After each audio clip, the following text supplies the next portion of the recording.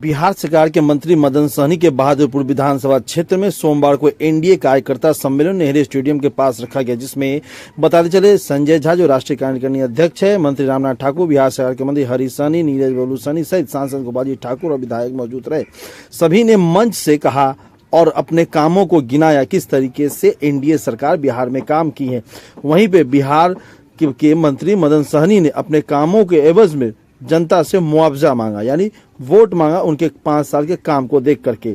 किस तरीके से सभी ने कौन कौन से काम गिनाए सुनिए जरा, और क्या इस बार जनता मदन सहनी को फिर से विधायक बनाएगी। और बरार में भी हम लोग एक सप्ताह के अंदर उसका शिलान्यास करने के लिए जा रहे हैं। डांग में भी हम लोग सहनी टोला में पुल देने का काम किए हैं। लगातार हम लोग काम कर रहे हैं। साथियों, इस बार मेरा जो काम है आपके नजर के सामने है।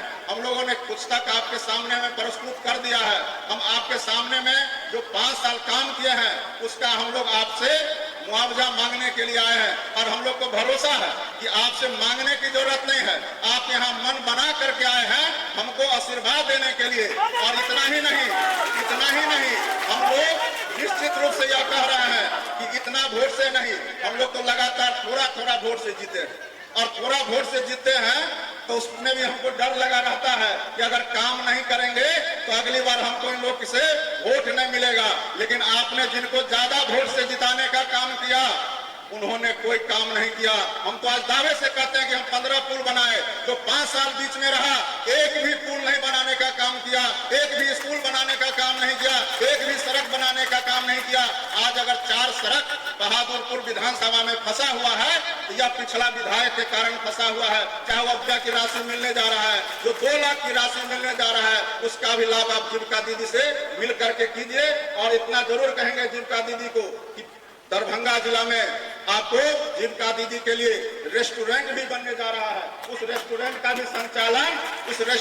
संचालन जीविका दीदी के द्वारा किया जाएगा। आज जिस तरह से डीएमसीएच में जितने भी हमारे रोगी हैं उनको भोजन कराने का जिम्मेवारी जीविका दीदी को मिला है, उसी तरह रेस्टोरेंट का भी संचालन जीविका दीदी के द्वारा किया जाएगा। हम लोगों ने भी समाज कल्याण विभाग के अंतर्गत जो बच्चे आंगनबाड़ी केंद्र में पढ़ते हैं उनको 52 लाख बच्चों का 1 लाख मीटर से ज्यादा कपड़ा सीने का काम हम लोगों ने जीविका दीदी को देने का काम किया है। तो महिलाओं को आगे बढ़ाने के लिए, युवाओं को आगे बढ़ाने के लिए सरकार काम कर रही है। इसका ज्यादा से ज्यादा लाभ लेना है। हमको तो बोलने के लिए बहुत कुछ है लेकिन हम बोलेंगे नहीं। आप सभी को हम लोग प्रणाम करते हैं और अपनी बात को यही विराम देते हैं। बहुत बहुत धन्यवाद। उन्होंने आरक्षण दिया पंचायत में, जब से अति पिछड़ों को नौकरी में आरक्षण दिया, इससे पहले भी सरकार थी। और जब ये सीट गया तो मुख्यमंत्री जी को चिंता थी कि मदन सहनी जी का क्या होगा।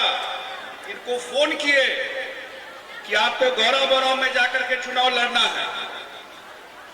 अलायंस चलाना मजबूरी थी, लेकिन इनको गौरव में जाकर के मुख्यमंत्री जी ने चुनाव लड़ाया। आप जानते हैं कि 15 से 20 ये बिहार सरकार के मंत्री भी रहे, लेकिन गौरव विधानसभा इनको ये क्षेत्र छोड़वा दिया। आरजेडी के लोगों ने क्षेत्र छुड़वा दिया था जो इनका घर था। लेकिन मुख्यमंत्री जी कभी किसी को छोड़ते नहीं हैं जो पार्टी में साथी है।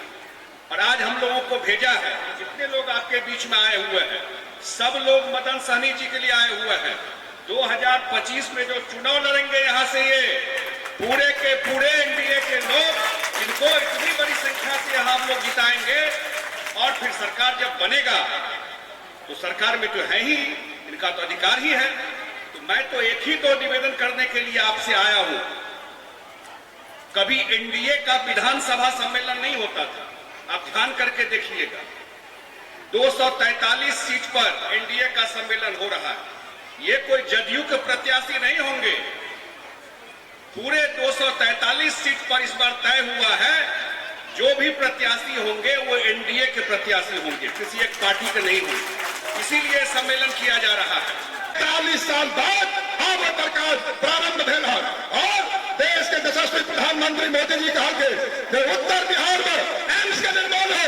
और यहाँ हम बहादुरपुर के जनता के कहा चाहे छी हमरा आशीर्वाद देकर सांसद बनेलो है। पिछले बेर 60,000 मत से हमरा जितेलो, एहि बेर 40,000 मत से जितेलो। हमहू को कसर बाकी ले रखो।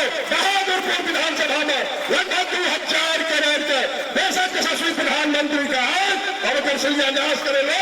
अब उत्तर बिहार के 8.5 करोड़ आबादी जब तक सृष्टि इलाज हटे आए बहादुरपुर विधानसभा में हम जमीन रजिस्ट्री करेगा IT पार्क का निर्माण करने लो। आज लहरिया सराय में लोग हजारों लाखों लोग आई पार भाग हाल से और दरभंगा को एम्स देने का काम किया। बिहार देश का दूसरा राज्य है जहां 2 एम्स हुआ है। तो आजकल दरभंगा की चर्चा देश ही नहीं पूरे प्रदेश और पूरे देश में दरभंगा की चर्चाएं चल रही है। क्या चर्चाएं चल रही है?